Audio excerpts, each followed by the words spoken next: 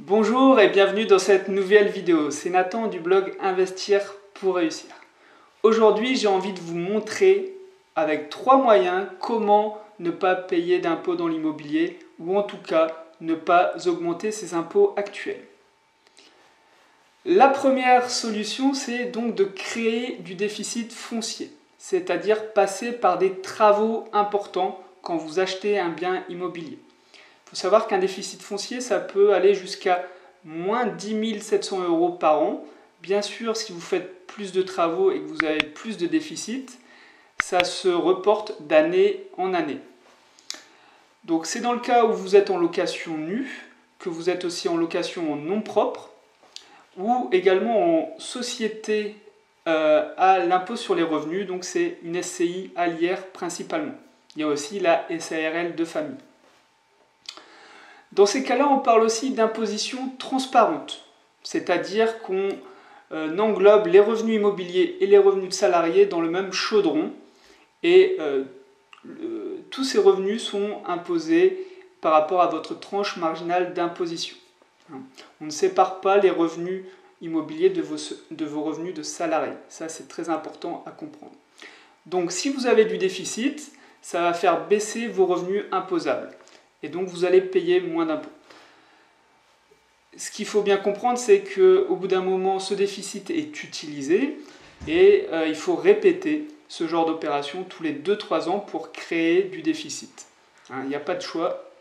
Il faut multiplier les opérations pour créer encore et encore du déficit. Bien sûr, je ne l'ai pas précisé, c'est dans le cas d'une déclaration au régime réel et pas au régime microfoncier où là, c'est un abattement. La deuxième solution que je voulais vous proposer, c'est passer par une société. Investir à travers une SCI à l'IS, donc à l'impôt sur les sociétés. On a aussi la possibilité d'investir via une SASU ou une SAS. Ce n'est pas exclusivement le fait d'une SCI à l'IS. On l'oublie souvent, mais on a le choix. Et chaque choix a ses avantages et ses inconvénients. Ça ferait l'occasion d'une vidéo spécifique. Dans ce cas-là, vous investissez au nom d'une personne morale et donc vous séparez vos revenus immobiliers de vos revenus personnels de salariés. Les revenus touchés par la SCI sont soumis à l'impôt sur les sociétés.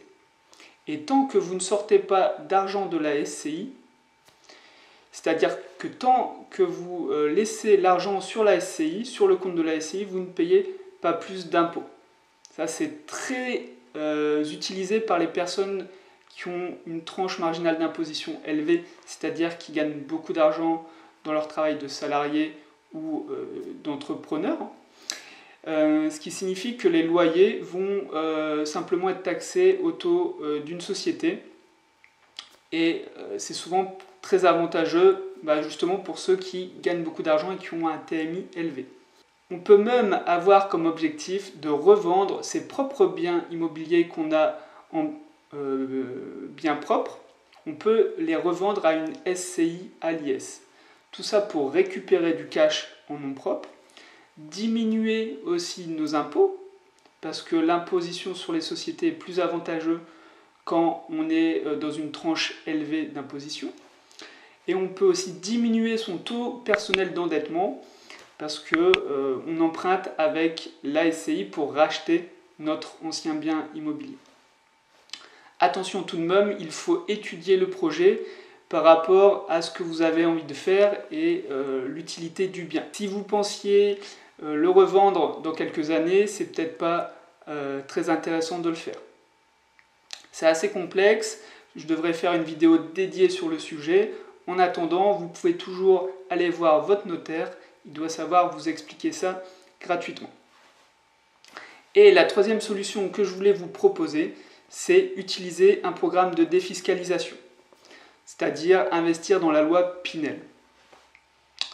C'est un programme de défiscalisation par rapport à une zone ciblée en France et on bénéficie d'un abattement par rapport au prix total acheté jusqu'à un maximum de 300 000 €. Et donc on s'engage sur des durées de 6, 9 ou 12 ans. Et par rapport à ces durées, on a une réduction d'impôt de 12, 18 ou 21%. Avant cette loi Pinel, il y avait la loi Sellier, la loi Duflot et d'autres également, ça a toujours existé. Mais actuellement, moi je vais vous déconseiller clairement d'investir directement dans une loi Pinel parce que dans ce type d'opération, ce sont souvent les promoteurs qui font la bonne affaire.